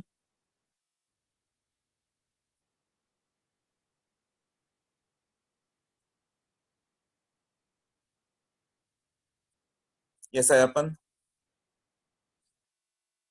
Association dissociation went Hoff factor कैसे कैलकुलेट करना है, इसमें डाउट है क्या? और दूसरा मेथड छोड़ दो चलेगा, एक मेथड से भी आ रहा है ना, फॉर्मूला भी याद है तो काम तो हो ही जा रहा है ना, 1 प्लस n-1 अल्फा। या 1+1/n-1 अल्फा। तो कोई एक मेथड ही पकड़ना अपने को, वो हो गया तो काम हो जाएगा ना। ओके, हेनरी लॉ देखो। हेनरी लॉ एक छोटा सा लॉ है जिसपे एक ही ऑब्जेक्टिव आता है, वो बताता हूँ क्या है। हेनरी लॉ क्या था कि गैस को हम लोग लिक्विड में डिसॉल्व करें, है ना। तो यदि प्रेशर बढ़ाओगे तो गैस धीरे धीरे डिसॉल्व होते जाएगा सॉल्यूशन में। तो हाई प्रेशर पे सॉल्युबिलिटी का फेवरेबल कंडीशन क्या होगा, गैस के ऊपर प्रेशर हाई कर दो। दिखाया हुआ फिगर में कि गैस लिया, पिस्टन डाला, प्रेशर डालते जाओ, गैस अंदर डिसॉल्व होते जाएगा। ये सेम कंसेप्ट मैंने केमिकल इक्विलिब्रियम में बताया था, शायद हेनरीज लॉ भी बताया था, वही यहाँ पर आएगा। उसमें क्या होगा कि प्रेशर डालोगे तो सॉल्युबिलिटी बढ़ेगा। तो सॉल्युबिलिटी पूछता है किसके प्रोपोर्शनल है। ऑफ कोर्स जितना प्रेशर डालोगे गैस उतना अंदर गया, उतना डिसॉल्व हो गया। यही कोल्ड ड्रिंक्स है ना, हाई प्रेशर पे हम लोगों ने डिसॉल्व करके रखा है CO2 का। जैसे ही प्रेशर छोड़ोगे बाहर CO2 कम पड़ गया, तो फिजिंग साउंड के साथ वो बाहर आ जाता है। याद आया, बताया था। हाँ, ये तुम्हें इक्विलिब्रियम में भी डील करते हैं सेम पार्ट हम लोग। तो वहां पे क्या हो जाता है कि एक्स गैस जो होगा एक्चुअली प्रेशर के डायरेक्टली रिलेटेड है। तो जितना ज्यादा प्रेशर डालोगे उतना ज्यादा होगा। तो वही उसने दिखाया है फिगर में, एक में P1 प्रेशर, एक में P2 ज्यादा प्रेशर है। तो उसमें क्या हो गया, ज्यादा गैस डिसॉल्व हो गया, एक्स मतलब मोल fraction of gas is greater. उसके बाद सेम कंसेप्ट वहां पे था, ये ली चैटल्स प्रिंसिपल में, favourable condition of solubility of gas in liquid solution क्या होगा, high pressure and low temperature. Cold drinks को याद करो, जितना टेम्परेचर कम रखते हो उतना गैस डिसॉल्व होगा, जितना उसे हीट करोगे गैस उतना बाहर आ जाएगा। Okay, high pressure low temperature. अब हेनरीज लॉ में क्या हो गया, mass of gas dissolve in the liquid solvent वो किसके प्रोपोर्शनल है, मास ऑफ गैस डिसॉल्व जो होगा डायरेक्टली प्रोपोर्शनल टू प्रेशर, यही है ना।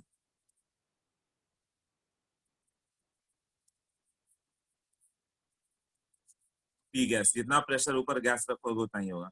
अब उसने क्या कर दिया, इसको नंबर ऑफ मोल से मल्टीप्लाई करने के लिए मोलर मास से डिवाइड कर दिया। P gas by M gas ऐसा होगा।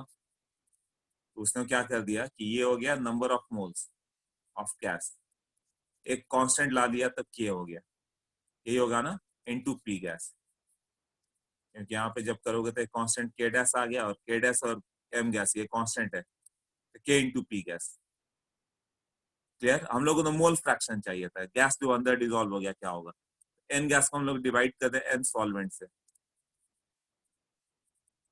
यहाँ भी क्या होगा, एन सॉल्वेंट से डिवाइड किया, n gas by n solvent, ये क्या हो गया, एक्स गैस आ जाएगा। और ये क्या हो जाएगा, एक न्यू कांस्टेंट के डबल डैश ऐसे कर दिया, या के डैश जो भी लिख दो, इनटू ये पी गैस बच गया। एक फॉर्म लाने की कोशिश कर रहा है वो। और ये इसको कैसे ले लिया, ये हम लोग डाइल्यूट सॉल्यूशन मान लें। तो लास्ट में लिखा डाइल्यूट सॉल्यूशन के लिए क्या था, n gas by n gas plus N solvent. इसको direct n gas by n solvent लिख सकते हो। वेरी डाइल्यूट है तो गैस कम है, तो इसको ऑलमोस्ट इक्वल लिख सकते हो ना। एक्स गैस इक्वल टू के इंटू पी गैस आ गया, यही हो गया ना। तो पी गैस का वैल्यू कितना हो गया, 1/k dash into x gas. और इसको उसने अपना कांस्टेंट का नाम दिया, P gas equal to K H into x gas.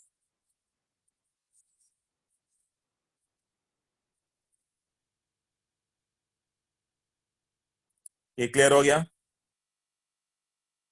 तो अभी एक्स गैस क्या है ये बताओ। X gas is what, mole fraction of gas in the solution.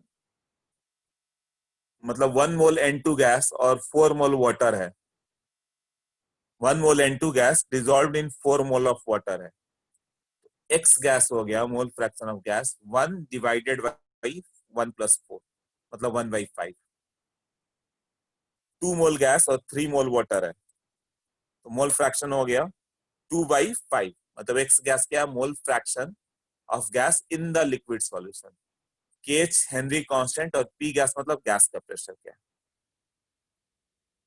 Clear, तो P gas is proportional to x gas, यही लिखा है ना के एच गैस। अब इसका एक ग्राफ आ जाता है सिंपल, वो क्या होगा, पी गैस और एक्स गैस का ग्राफ देखो क्या दिखाया हुआ।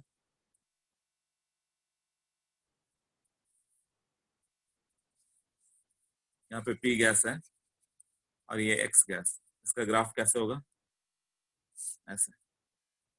tan थीटा का वैल्यू कितना हो गया, K H, P gas equal to K H into x gas, ये था ना। इसको एक्स एक्सेस मान लिया, इसको वाई एक्सेस मान लिया, तो ये एम हो गया। केएच का वैल्यू किस पे डिपेंड करेगा, यही क्वेश्चन आता है। केएच का value depends upon, KH value depends upon कौन सा गैस है। कुछ गैस जल्दी डिजोल्व होंगे, कुछ जल्दी नहीं होंगे। CO2 तुरंत एब्जॉर्ब होगा, O2 कम एब्जॉर्ब होगा, N2 बहुत कम एब्जॉर्ब होता है। CO2 depend upon the nature of gas, यही है ना।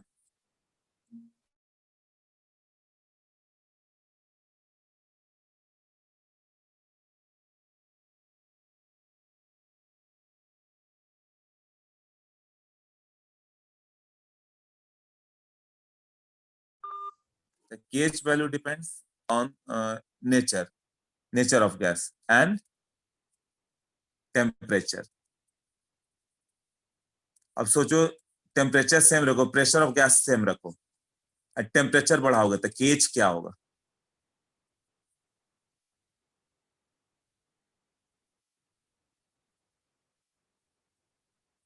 एक्स गैस मतलब solubility,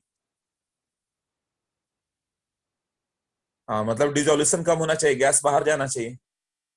x gas actually P gas तुमने बाहर सेम रखा है, तो पी गैस बाई केएच है ना, टेम्परेचर बढ़ाओगे तो एक्चुअली केएच का वैल्यू क्या होना चाहिए, बढ़ना चाहिए, तभी एक्स गैस डिक्रीज होगा ना। इसी के लिए ये ऑब्जेक्टिव याद कर लो, यही एक ऑब्जेक्टिव आते रहता है। टेम्परेचर बढ़ाओगे तो केएच इंक्रीज हो जाता है, कीच इंक्रीज हो गया मतलब एक्स गैस डिक्रीज हो रहा है। इस फॉर्मूला में पुट करके देखो, एक्स गैस क्या था, पी गैस बाई के एच, पी गैस बाई के एच। टेम्परेचर बढ़ाओगे तो ये बढ़ गया, तो पी गैस बाई डिनोमिनेटर में है ये, तो ये कम हो जाएगा। इनवर्सली रिलेटेड हुआ ना। हाँ तो ये वैल्यू आते रहता है, ये ऑब्जेक्टिव डायरेक्ट आता है, यही हमें सर यही मीन्स में अक्सर आते रहता है ये पॉइंट। यही मैंने बोला था कि एक बहुत इंपॉर्टेंट पॉइंट है, वही बस पूछता है। In case of gaseous mixture क्या होगा। हाँ तो बात पार्शियल प्रेशर पे आ गई। पी गैस मतलब जैसे P N2 गैस है तो KH ऑफ N2 आएगा वो, है ना, इंटू एक्स N2, सबका अपना रोल है, वो गैस पे डिपेंडेंट है। Partial pressure of O2, KH of O2 उसका अपना O2 होगा इंटू एक्स O2। दूसरे से मतलब नहीं है, जैसे कोल्ड ड्रिंक्स में हम लोग को CO2 से मतलब है।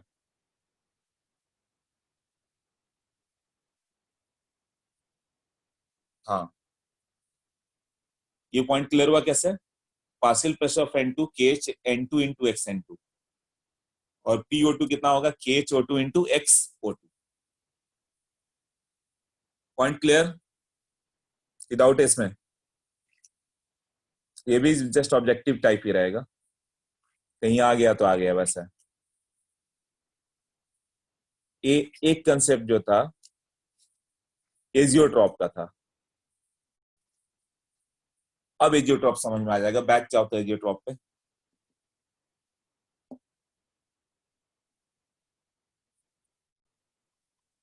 कहीं कहीं इस पे सिंपल ऑब्जेक्टिव दिखेगा तुम्हें। देखो एजियोट्रॉप क्या था, मिल गया वो पेज 142।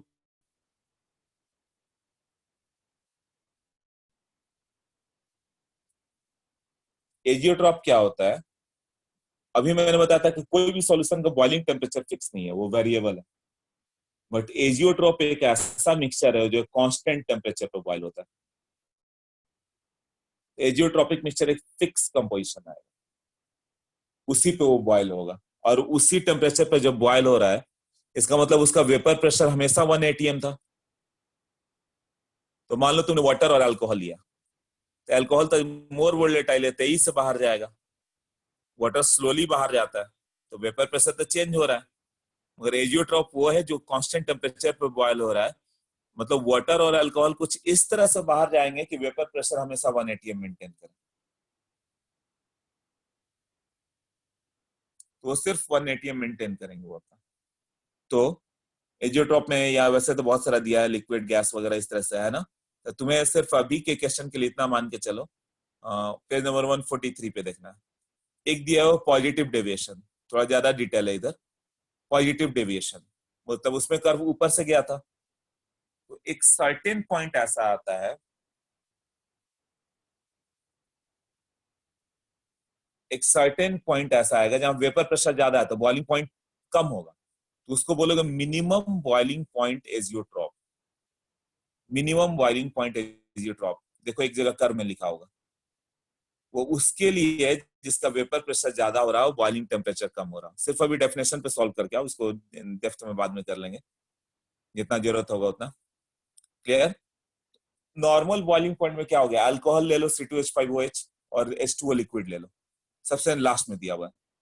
अल्कोहल का बॉइलिंग पॉइंट देखो कितना है, 78.6, और वाटर का 100 डिग्री दिया हुआ है ना, इसी से सब समझ में आ जाता है।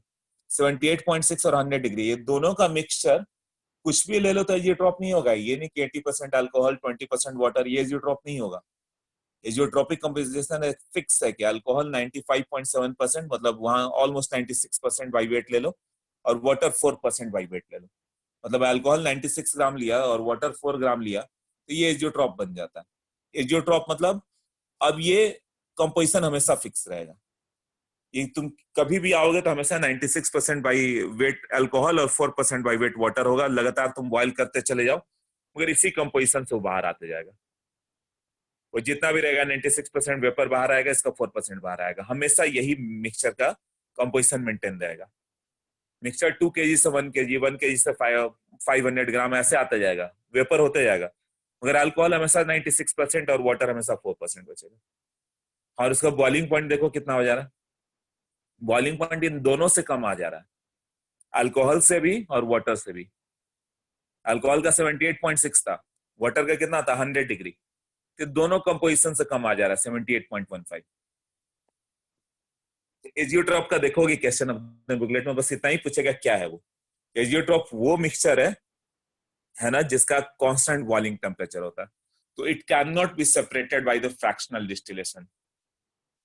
सेपरेट नहीं होगा, क्यों, कितना भी हीट करो उसी कंपोजिशन में बाहर आ जा रहा है। फ्रैक्शनल डिस्टिलेशन मतलब एक ज्यादा आना चाहिए, एक कम हो तब तो होगा ना। हाँ, तो ये फ्रैक्शनल डिस्टिलेशन का आ गया, can not be separated by the fractional distillation, यही एजियोट्रॉप का डेफिनेशन आएगा। अब दो डेफिनेशन हो गया एजियोट्रॉप का, एक मिनिमम बॉइलिंग पॉइंट एजियोट्रॉप और एक maximum boiling point azeotrope. Minimum boiling point azeotrope किसके लिए होगा, जिसका पॉजिटिव डेविएशन हो रहा था, मतलब वेपर प्रेशर 23 से ज्यादा बन जा रहा था। जिसका वेपर प्रेशर ज्यादा बन गया उसका बॉइलिंग पॉइंट कम आएगा। और दूसरा हो गया एक, कौन सा आ गया, मैक्सिमम बॉइलिंग पॉइंट एजियोट्रॉप, तो वो उसके लिए जिसका निगेटिव डेविएशन हो रहा हो।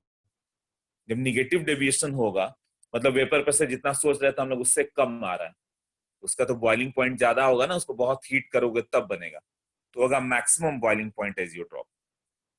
तो उसका भी सेम टाइप का होगा। एक एग्जांपल दिया हुआ है, कौन सा दिया हुआ है, HNO3 और H2O। HNO3 कितना है 86 बॉइलिंग पॉइंट, और वाटर का 100 है। अब HNO3 तुम 68% बाई वेट ले लो और वाटर 32% बाई वेट ले लो, तो ये एक पर्टिकुलर कंपोजिशन मिला कि एजियोट्रॉप है। तो ये कंपोजिशन लर्न मत करना, बस समझो कि एक ऐसा कंपोजिशन आ जाता है जिसपे वो फर्दर सेपरेट नहीं होगा।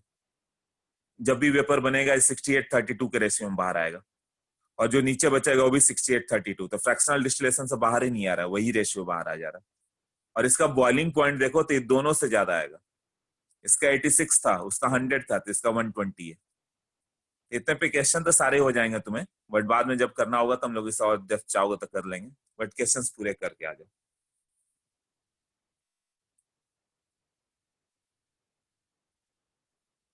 ओके, एजियोट्रॉप का बस इतना ही याद रखना। क्या क्या याद रखोगे, it boils at constant temperature, बस इतना ही ऑब्जेक्टिव पूछेगा। So can not be separated by the fractional distillation. ऐसे ही बहुत डेप्थ वाला टॉपिक है, बस इतना तुम्हें पॉइंट्स याद कर लेना। उसके बाद क्या आ जाता है कि दो तरह का एजियोट्रॉप होता है, एक होता है मिनिमम बॉइलिंग पॉइंट एजियोट्रॉप, ये पॉजिटिव डेविएशन के लिए, और एक होता है मैक्सिमम बॉइलिंग पॉइंट एजियोट्रॉप, वो होता है निगेटिव डेविएशन के लिए। एक्चुअली जो आप समझना चाहोगे तो तुम्हें इस पे बहुत डिटेल में दिया हुआ है, बट वो बाहर चला जाएगा सिलेबस से सब। विकिपीडिया पे मिल जाता, नेट पे डालोगे तो। बट उससे बाद में कर लेंगे, चाहिए तो और डिटेल, बट इतना पे क्वेश्चन आई